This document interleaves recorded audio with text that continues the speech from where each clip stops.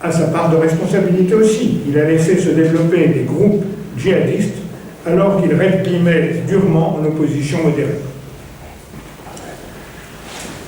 La mutation qui s'est faite par la suite, par rapport aux autres mouvements djihadistes, Daesh représente une mutation.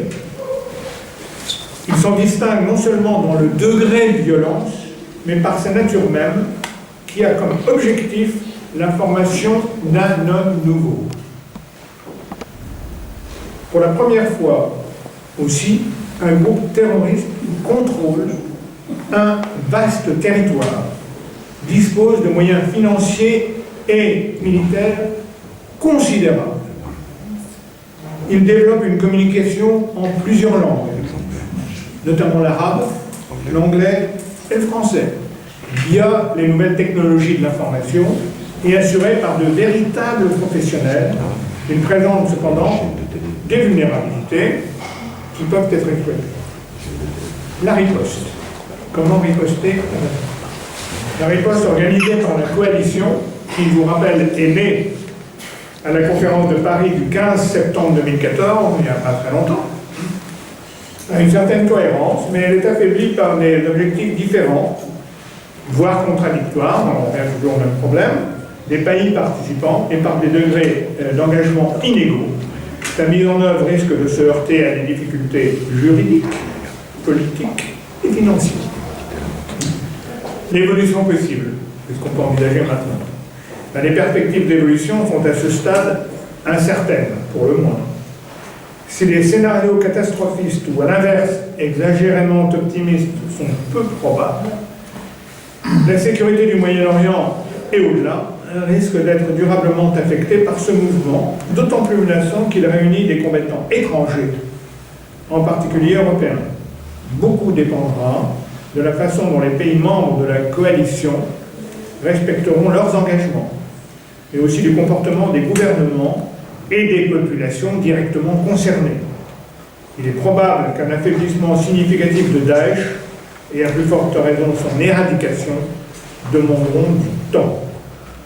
En toute hypothèse, ce mouvement terroriste contribue à aggraver un chaos moyen-oriental dont l'issue reste incertaine et à remettre en question une partie de la culture arabe, ce que je regarde infiniment. Voilà, je vous remercie de votre attention.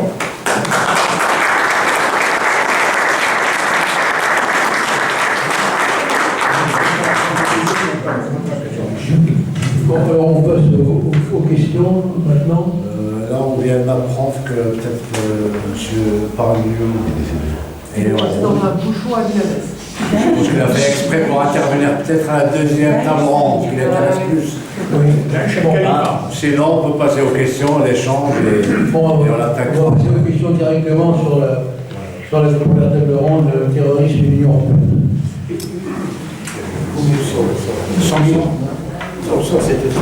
Bon, tu n'avais pas besoin de micro, mais dis, tu veux... Oui, deux questions, parce que c'est un exposé qui est passionnant. Déjà, bon, les sources du terrorisme et de la notion même du concept de terrorisme, bon, c'est la Révolution française, c'est Robespierre, donc le concept tel qu'il est aujourd'hui, est-ce que pour vous, il a encore ses racines dans la Révolution française, hein? Première question. Deuxièmement, vous parliez de Daesh. Daesh, est-ce qu'on peut considérer que c'est un État aujourd'hui? Parce que, est-ce qu'on peut considérer que c'est un État? Parce que et pour faire le lien avec la Révolution française et le concept même de terrorisme, j'irai avec Daesh chercher aussi ce qui relève de Gengis Khan et le principe de mettre des tentes de différentes couleurs pour terroriser mon ennemi. C'est-à-dire à un moment donné, ils ont comme intérêt à être vus comme des monstres. Nous, on relaie cette image de monstre. Est-ce qu'on ne participe pas justement à ce qu'ils veulent faire? Parce que ça fait partie de leur communication. Vous parlez de leur communication est exemplaire. Quand on regarde, ils ont une chaîne de télévision, ils ont des communicants, ils font des films de grande qualité, on a l'impression que ça a été fait par des Hollywoodiens, c'était produit par Hollywood. Donc on se dit que derrière, il y a quand même quelque chose qui est beaucoup plus profond qu'on ne veuille bien le dire. Et je terminerai, parce que vous êtes spécialiste de toutes ces questions de stratégie. Il y a quelque temps, on a vu en Afghanistan qu'un agent de la CIA s'était fait exploser lors d'une réunion qui avait lieu, je crois que c'était autour de Bagram. Est-ce que, si à un moment donné, ces différents acteurs ne peuvent pas justement être cristallisés dans l'État qui est en gestation, qui est aujourd'hui Daesh, quoi. Voilà, c'était ma troisième question. Voilà. Bon, Il y avait une autre question, je crois que le doigt au milieu. Bon. Il y a d'autres questions? Oui. Oui. Tout à fait. Bonjour, merci pour votre exposé.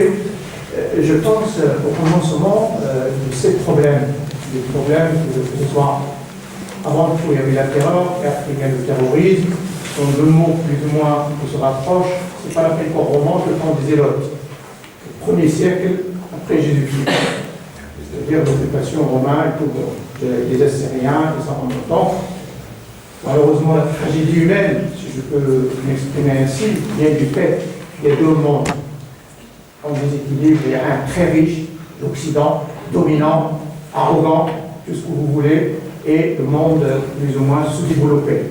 Parce que je derrière les mots, c'est-à-dire en voie de développement, ou ceci, ou émergent, tout ça. Voilà. Donc une masse prévue de tout. Et je pense que c'est là où le problème se pose. C'est-à-dire pourquoi les pays occidentaux, y compris les Américains bien sûr, c'est eux qui ont créé justement ces problèmes. En Afghanistan, en Irak, la France en Libye, on va un petit peu au centre d'Afrique, on n'en parle pas, l'Afrique, tout. Et je pense que c'est là qu'il faut, s'ils ont un minimum de job, un minimum de conscience, dire très bien, on enfante un bébé et il nous pose des problèmes, comme la technologie. Actuellement, les États, pourquoi ne pas parlons, il faut parler plutôt, ou parlons-nous, des États terroristes, avec les drones. Ils font plus de dégâts, ce qu'on appelle les dommages collatéraux. Et on parle des individus, effectivement, qui sont complètement à côté de la plaque, et qui font moins, ils font bien sûr, ils sèment la terreur, ils sèment, mais disons, moins de dégâts, moins de morts, moins si on fait une comptabilité macabre. Alors je pense, à mon avis, il faut peser et voir un petit peu le problème d'où il vient, d'où il sort. Parlons des États, par exemple. La Tchétchénie, qui en a parlé? Elle est restée vraiment complètement oubliée, massacrée, tout. Par la suite, bon, on parle encore de quelque chose de vieux, de 1917, après le Belfort. Son discours montre bien le foyer juif, maintenant, il n'y a plus d'État de Palestine. Que dit-on? 6 milliards et quelques pour encore reconstruire ce qui a été construit, qui a été détruit en 2008-2009. Où en est-on? Et c'est ça, un petit peu, je pense, de poids de mesure de cette planète. Et tant qu'il n'y a pas une certaine justice pour des gens comme ça, qui crèvent la dalle et qui crèvent vraiment de bon, eh ben, on ne se trouvera pas la paix. Merci. On va avoir des questions. Donc, je voudrais finir avec la question de ce monsieur. Que pensent les pays arabes de Daesh? Est-ce qu'à long terme, Daesh, pour les pays arabes, ça va être quoi? Est-ce qu'ils sont contents d'avoir un califat? L'Arabie Saoudite est un pays qui a un roi. Les autres, plus ou moins démocratiques, on peut aller assez loin là-dessus. Mais pour eux, le califat, c'est quoi? Chez eux, qu'est-ce qu'ils pensent? Que feront-ils? Daesh chez eux, c'est bien. On dit Daesh, l'Europe. Mais Daesh d'abord chez lui et chez eux. Qu'est-ce qui se passe? Pourquoi ont-ils besoin de Daesh, par exemple? L'Algérie a-t-elle besoin de Daesh? Pourquoi? Elle est musulmane. Qu'est-ce que Daesh a à voir là-dedans, franchement? Et qu'est-ce qu'il vient faire?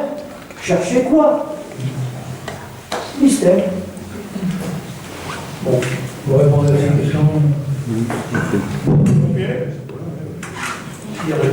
D'abord, Daesh, État. Jusqu'à présent, un État a une définition juridique.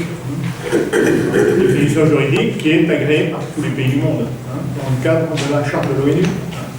Un État, c'est un territoire.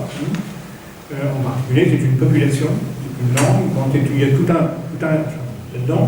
Et puis en plus de ça, c'est un État qui est reconnu par ses pairs. Et qu'il y a des frontières. Et qu'il y a des frontières. Sûr et reconnu, c'est pas le cas d'Israël par exemple. Ouais, vous êtes d'accord avec moi? C'est des frontières, c'est un territoire. Le problème, il vient de là. Si le problème, il vient Là, de là. on va pas tout mélanger. Hein. Là, je réponds simplement sur la question d'État, hein, pour ce qui concerne Daesh. Bon, c'est un État qui vient, qui se crée comme ça, à volonté à partir d'un problème. C'est un problème qui est, et en profitant d'une situation. C'est génial, incontestablement génial. Pourquoi? Parce que le patron de Daesh, hein, le chef de Daesh, le calife, soi-disant calife, dispose d'une économie qui est strictement en cash, sur lesquelles la communauté internationale ne peut absolument pas intervenir, dispose de ressources infinies, non seulement en pétrole, en tout, mais également tout ce qu'il a pris, toutes les antiquités qui se revendent, bien sûr, comme vous le disiez, dans le monde occidental ou ailleurs, d'ailleurs, en Chine ou ailleurs, à des prix considérables. Les otages qui se monnaient la peau des fesses, hein, très cher. Donc là, il y a ça. En plus, le terrorisme, le but, c'est de terroriser la population, certes. Mais qu'est-ce qu'a fait Daesh depuis qu'il est rentré dans ces territoires? Il a vidé ces territoires de tout ce qui n'était pas arabe et musulman. Systématiquement. Voilà. Bon.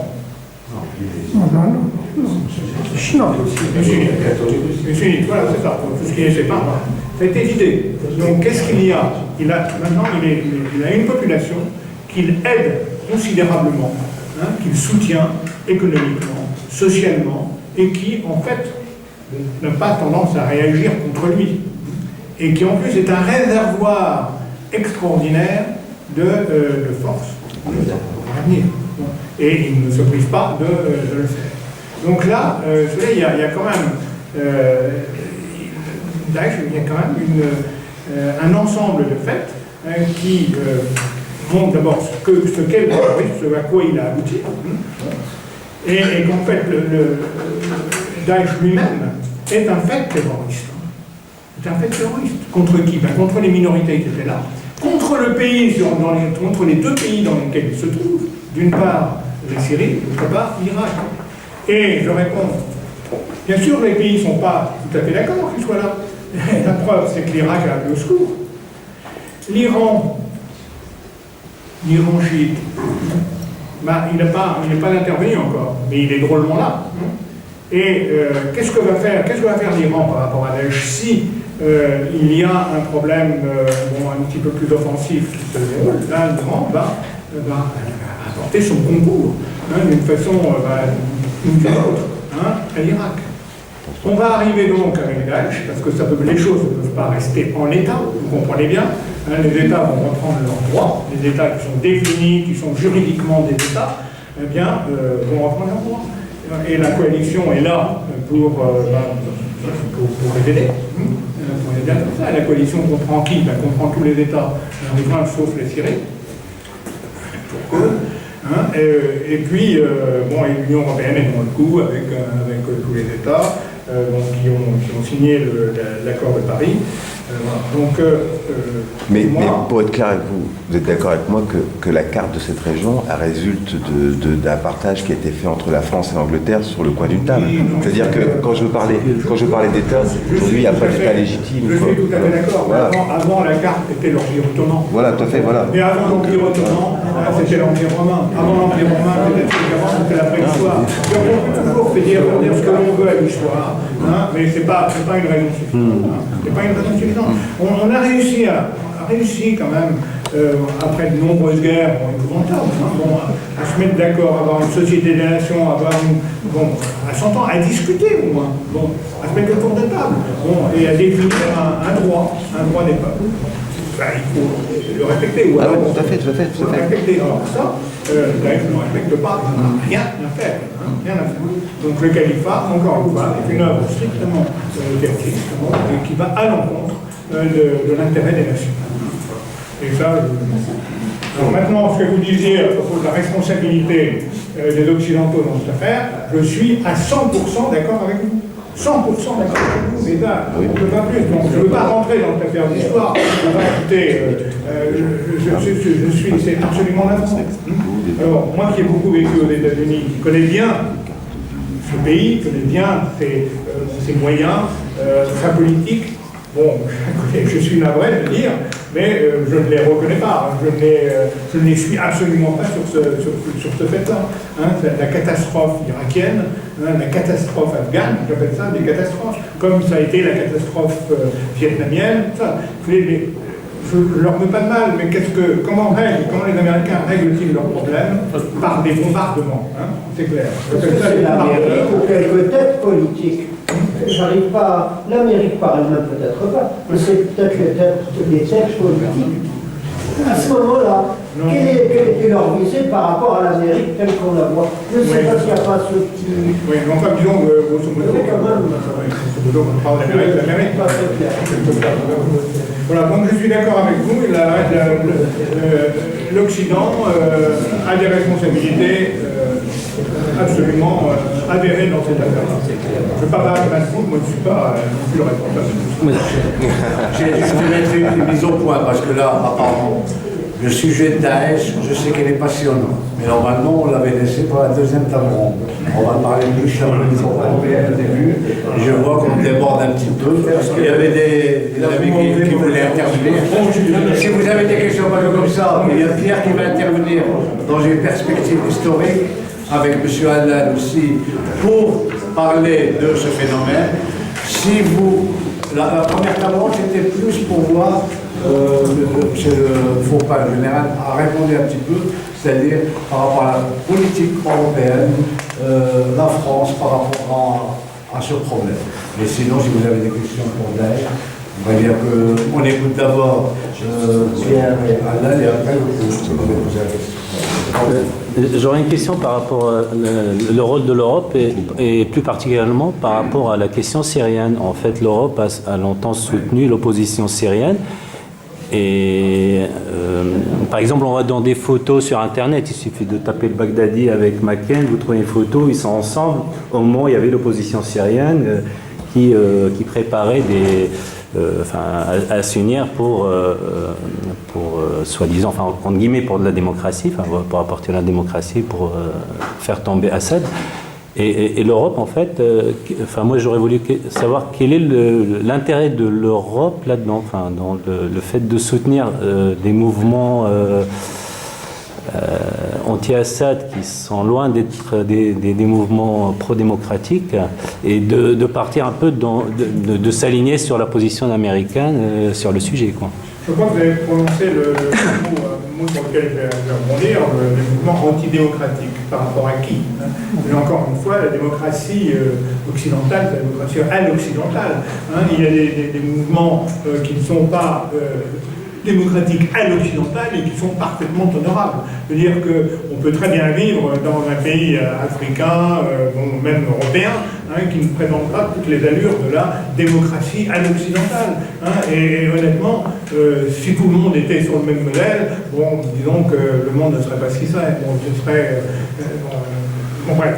C'est à mon avis là que se situe le problème. Hein. On a... Et je crois aussi qu'il y a eu beaucoup de suivisme dans ce domaine-là, comme dans les précédents, comme pour l'Afghanistan, comme pour l'Irak, on s'est tu. On n'y a peut-être pas participé, mais on s'est tu. Hein. On n'a rien dit. On a refusé de participer à l'opération, mais après, on n'a pas condamné, n'est-ce pas? Et même après, on s'est plus ou moins rentré avec des forces spéciales, etc. Donc là, il y a effectivement... sur le plan et de l'Europe et de la France, une politique de suivisme des Américains qui, à mon avis, n'est plus de mise aujourd'hui. Parce que nos intérêts, les intérêts occidentaux, les intérêts européens ne sont pas forcément les mêmes que ceux des États-Unis. Les ressources européennes ne sont pas les mêmes et les modes d'action ne sont pas les mêmes. Voilà. Donc l'OTAN est une émanation américaine, mais qui est un modèle en grande partie dépassé du fait de chute, de la disparition de l'Empire soviétique. Bon. Mais on est toujours sur ce modèle-là. Donc je veux dire que, je dois dire que l'apparition de l'affaire syrienne va être un révélateur pour dire simplement les choses vont changer complètement. On change de modèle. On change de modèle, hein, de modèle stratégique. Ce n'est plus l'OTAN, l'Union européenne, non. C'est quelque chose de nouveau. Il faut de nouveau réfléchir à l'organisation, la désorganisation internationale, à des modes d'action et de pensée. Et ça, je crois que c'est une réflexion qui est entamée, mais depuis peu de temps. Et je crois que, je suis désolé d'y revenir, mais Daesh est un révélateur pour ça. Je crois qu'il faut qu'on se prenne la tête entre les mains et qu'on réfléchisse à autre chose. Nos institutions, même en France, sont dépassées pour traiter ces problèmes-là, littéralement. Donc là, on s'est fait prendre la main par un manque de prévision, par un manque de renseignement. Là, on s'est fait berner. Oui, l'importance du renseignement est capitale dans toutes ces questions, dans la gestion des crises. Il faut être informé non pas d'un seul côté avec un seul moyen, mais encore une fois, il faut regrouper les informations, il faut coordonner. C'est très difficile. Et chaque pays aujourd'hui, avec ses moyens d'information, ça fait partie de sa souveraineté. Donc on a tendance à les garder, à ne pas les diffuser. Au contraire, là, il faut vraiment coopérer en matière de renseignement, faire de la fusion de renseignements, analyser ça, et ensuite, ensuite il y a le processus de décision, là aussi, qu'il faut améliorer. Soit on fera un processus avec 28 participants, le résultat c'est qu'on n'a jamais qu'une petite moyenne, et ça ne va pas. Alors que si ce sont un noyau dur de quelques pays qui ont l'habitude de ces choses, là, on a quelque chose, on est reçu. Vraiment des modifiés. Donc là, effectivement, l'analyse n'a pas été faite comme il fallait. Est-ce qu'il y a eu des affaires idéologiques dans le coup? Je ne sais pas. Il y a eu beaucoup de manœuvres également. L'affaire de l'attaque chimique, soi-disant affaire chimique, ça faisait vraiment penser à ce qui s'était passé en Irak en 2003. Je ne rentre pas dans le détail, mais c'est encore la même grosse ficelle qui était sortie. Donc tout à l'avenant, et on a payé pour aller dans le palais en France comme des grands. Et le politique, peut-être que, comme vous disiez à l'introduction, il y a une primauté du politique sur des décisions du renseignement militaire. Et ça me ramène au sujet traité. Pourquoi je disais au début que l'Europe n'a pas à intervenir militairement, parce qu'aujourd'hui, elle a des moyens, mais parce qu'aujourd'hui, politiquement parlant, elle est naine. Il n'y a pas d'accord. On n'a pas d'accord, on n'a pas de politique étrangère. Les seuls qui ont des politiques étrangères sont les États. Mais les États sont très jaloux de leur souveraineté, voilà, et la mettre ensemble est une difficulté.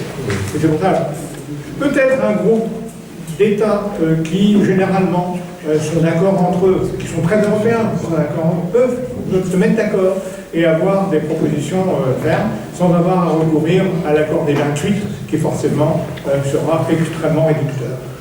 Voilà.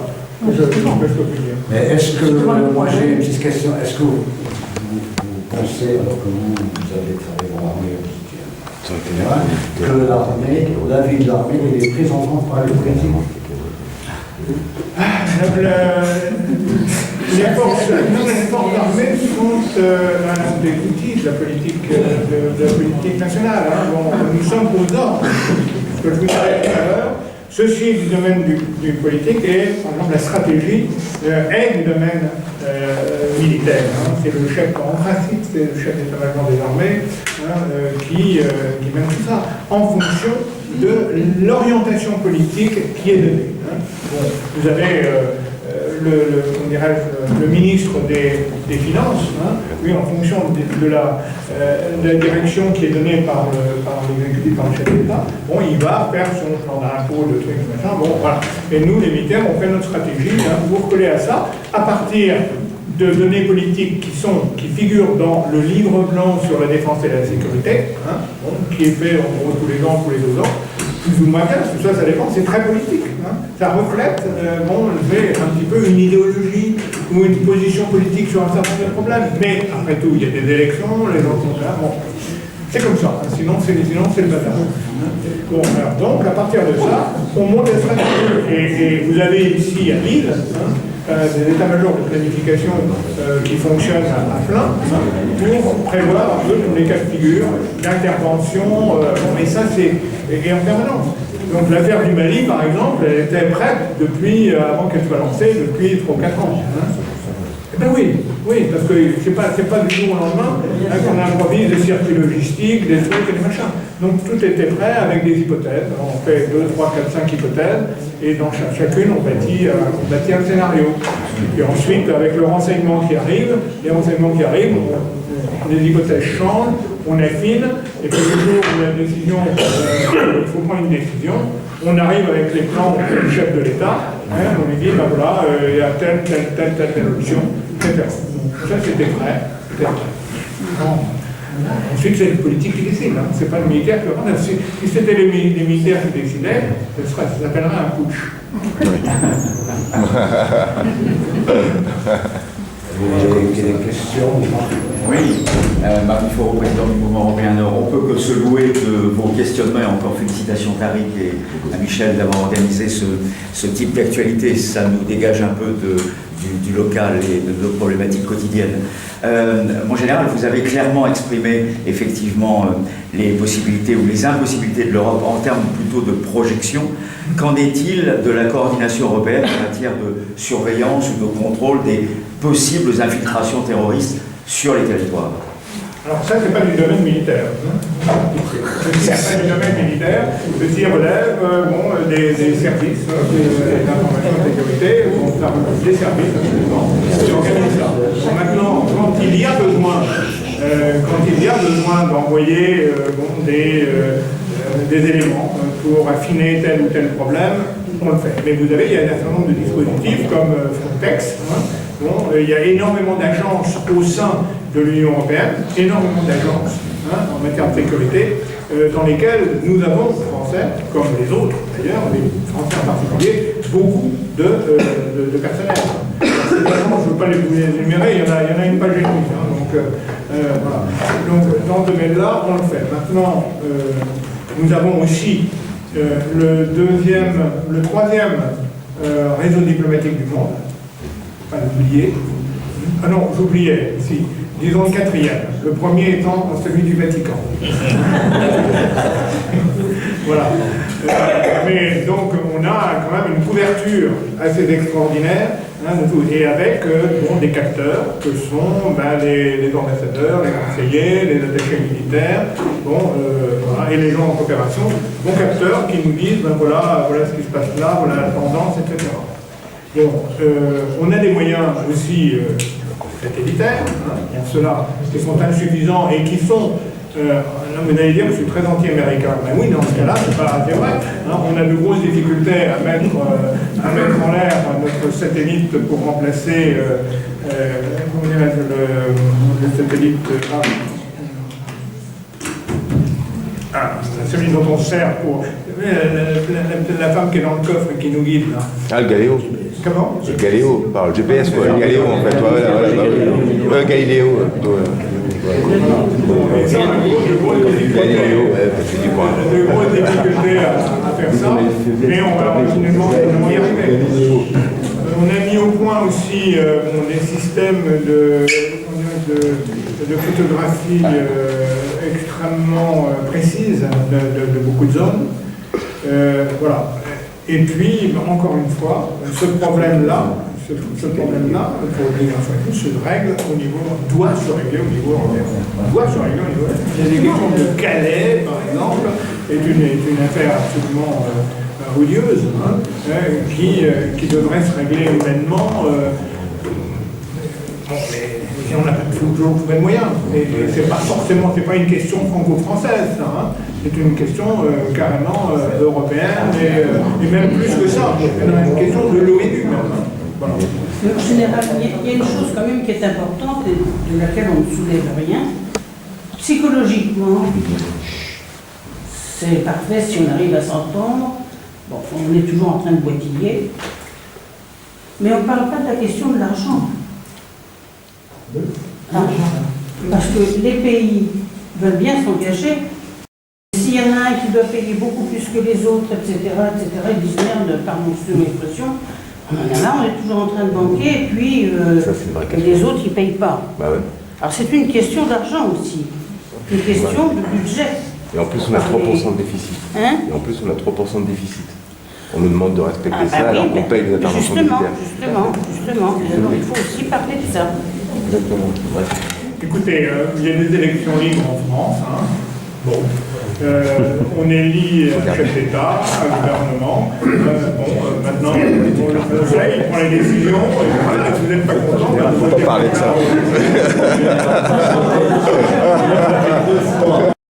Oui. Des questions. Oui, alors moi je me pose la question, je me dis, depuis la guerre en Irak jusqu'à ce jour, à chaque fois il y a eu des actions militaires, que ce soit en Irak, en Afghanistan, en Syrie, en Libye. Moi en tant que citoyen, tout ce qui s'est fait, c'est à l'opposé de ce que j'aurais souhaité qu'il se passe. Alors moi je suis déçu, triste de cette façon de faire, de détruire tous ces pays. Est-ce que véritablement, moi je considère que c'est un échec, c'est une catastrophe, mais est-ce que les Occidentaux, les Américains, considèrent que eux, c'est une réussite? C'est-à-dire que pour eux, c'est quelque chose qui a été planifié et ils considèrent que ce n'est pas encore fini et pour eux, c'est une réussite, c'est-à-dire qu'ils ont atteint leur objectif. Et évidemment, je n'ai pas parlé aussi de la Palestine, qui fait aussi partie de ce lot. Donc, moi, je me dis, est-ce qu'on est arrivé au bout de quelque chose ou on est au début de quelque chose? Parce que moi, je suis d'origine tunisienne et la Tunisie, aujourd'hui, elle est chatouillée par sa frontière et d'autres pays. Où est-ce qu'on va s'arrêter? C'est la question que je me pose. Est-ce qu'on est au début ou à la fin d'un processus? Bon, je ne suis pas une pitié. Mais je pense, effectivement, vous touchez là deux sujets. D'abord, le mérite, encore une fois, dans les guerres qu'elle a menées, dans les actions qu'elle a prises. Et elle est très satisfaite de ce qu'elle a fait. Très bien. Écoutez, regardez les dernières élections, c'est quand même les Républicains qui sont passés en force et qui reprennent le Sénat et le truc. Bon, et sur toutes les questions de Guantanamo, ils sont satisfaits. C'était leur objectif. Bon, alors, l'objectif, on ne les a pas partagés en Irak, on a un peu partagé en Afghanistan, mais mon équipe personnelle, ce n'est pas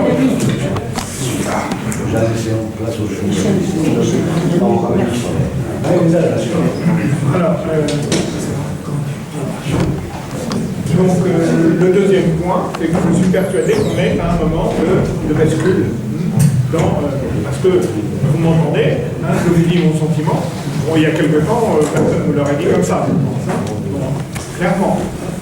Non, je pense qu'on a un système de bascule en matière de perception de la situation internationale. Et nos institutions ne sont pas forcément propices à cela. Vous avez été blessé par la façon dont les décisions ont été prises. Écoutez, je vous ai dit tout à l'heure qu'il y avait une exception, grosso modo, en Europe, sur les prises de décision concernant les opérations dont on a parlé, c'était la France. Parce qu'en France, on n'a pas besoin, sauf pour les opérations longues, d'une autorisation du Parlement. Mais dans toutes les autres, et d'ailleurs c'est pour ça, vous avez beaucoup de pays européens qui disent bien qu'ils ne participent pas. Bon, alors on risque d'avoir la même chose. Si on demande un avis au Parlement français sur quelque chose, on risque d'avoir un niet aussi. Tout c'est ça. On vient à la question budgétaire. Voilà, aussi. Alors, je ne sais pas si ma réponse est propice, mais voilà, je pense qu'on est là à peu près. On est lucide. Dernière question et après on passe à la deuxième point. Bon, est simple et précise. Que peuvent les militaires contre les guérillas, entre guillemets, du genre qui se battent pour une cause, quelle qu'elle soit? La guérilla par rapport aux gens, aux militaires qui font la guerre. Parce que pour les militaires, ils font pour faire la guerre. Et la guerre, c'est une guerre d'État. l'État, et pas contre des groupuscules comme ça qu'on appelle les guérillas. Écoutez, moi je prends le cas, par exemple, prenons le cas de la Colombie. En Colombie, vous avez une guérilla. Pour les militaires et pour le gouvernement colombien, cette guérilla, ce sont des terroristes parce qu'ils agissent avec des méthodes terroristes. Donc, que font-ils? Ils interviennent militairement sur ces groupes quand ils savent, parce qu'ils sont chez eux. Ils sont chez eux. Donc, c'est à eux de régler le problème, ils sont en train de le régler d'ailleurs. Ils appliquent, donc les militaires ont une responsabilité de maintien de l'ordre. Les forces de sécurité n'ont pas pu le faire avec leurs propres moyens, donc on passe au-dessus, au dernier recours, qui est la force militaire. Et pour les militaires, ceux qui sont en face sont certes des combattants, mais ce sont aussi des terroristes. Voilà. Et en fait, ils sont comportés comme des terroristes, à tout point de vue. Donc, comme je vous le disais tout à l'heure, dans la définition du terrorisme, il y a celle-là. Le terrorisme, c'est surtout dans l'œil que l'on a. Le terroriste ne se considère pas comme un terroriste, généralement. Vous voyez, dans Daesh, il ne se considère pas comme des terroristes. Il se considère comme porteur d'un nouveau message, l'homme nouveau, un nouveau territoire, un califat. Très bien, il ne se considère pas. Mais nous, au contraire, on les voit comme des terroristes. Pourquoi? Parce que les actions qu'ils commettent ne sont pas acceptées par l'éthique normale, par les droits de l'homme. Donc, voilà en gros ce que je peux vous dire. Et les militaires passent chez eux, passent à pas du tout des terroristes, eh bien, ils se comportent en soldats avec les missions que leur donne leur gouvernement, c'est-à-dire d'éradiquer le terrorisme. Ils éradiquent le terrorisme. On l'a vu dans un certain nombre de pays. Voilà. On préférerait, alors, il y a un moment où on peut aussi passer à la table de négociation. Bon, si je reprends l'affaire de l'Algérie, où, très clair, il y a un moment où on est passé à la table de négociation. C'était très tard, c'était après 6 ans de guerre. On est passé à la table de négociation, il y a eu un accord, ce qui n'a pas satisfait tout le monde, mais la paix est revenue. C'est ça. L'objectif final, c'est d'avoir la paix civile chez soi et avec les voisins. Voilà, je ne sais pas si j'ai répondu à votre question, mais je vais essayer de le faire. Ça prend un petit peu la finalité, puisqu'il y a le terrorisme, c'est la géométrie variable, si je comprends bien. Pardon? Le terrorisme, d'après vous, c'est la géométrie variable. C'est-à-dire que certains sont considérés comme terroristes, d'autres comme résistants. Oui, bien sûr. Il n'y a pas de définition. La négociation n'est pas forcément une réponse. Parce que dans le cas de conflit israélo-palestinien, il y a eu une négociation et elle n'a pas été suffisante. Elle n'a pas été suffisante. Il faut continuer. C'est jamais simple ces questions-là. Jamais. Ces négociations sont des leurs. Ce sont des leurs. Peut-être. On a fait 60 ans que Dieu. On sait très bien. Est-ce qu'on peut clôturer? Donc là, on vient de se voir, j'ai parlé parmi nous. Donc, normalement, qui devait intervenir à la première table ronde, c'était plutôt l'Europe face au terrorisme.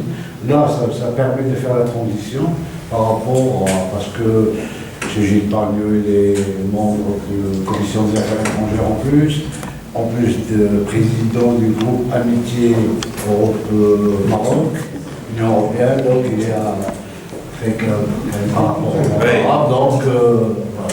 Et après, je laisse la parole à Pierre, et on termine avec. Oui, donc, mais tout d'abord, toutes mes excuses d'être arrivé en retard, mais il y a un accident donc, sur l'autoroute entre Lille et Roubaix, et donc on a eu un bleu jour là sur le front Babylone où on s'est